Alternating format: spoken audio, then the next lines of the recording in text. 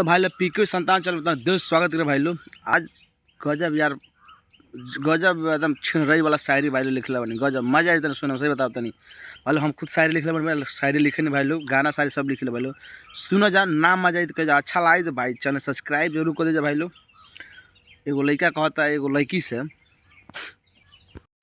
हम तोरा पर जान छिड़कत रहनी, अरे हम तोरा पर जान छिड़कत रहनी तबो तो मुत दहले हमरा प्यार पर।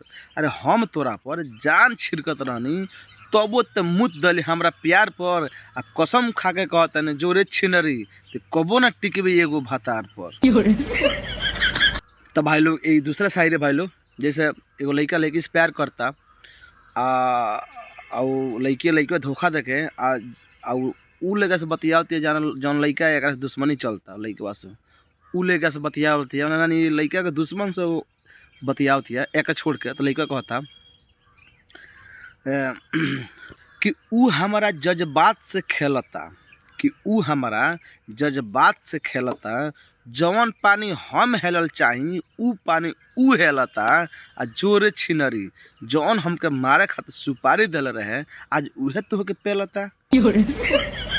तो भाई लोग तीसर का शायरी भाई लोग बड़ी जबरदस्त भाई लोग, एकदम नया जमाना पर लेटेस्ट बा। तो जैसे शायरी बा, नया नया कोई गो आ गई सन, अरे नया नया कोई गो आ गई सन, पुरनकी की याद दूरे नहीं होत।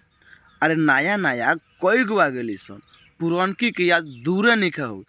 आजकल के प्यार वैसन भाई हमार भाई, जबले 4 बे पहला पहली होत नहीं खे तबले प्यार पूरे नहीं होत।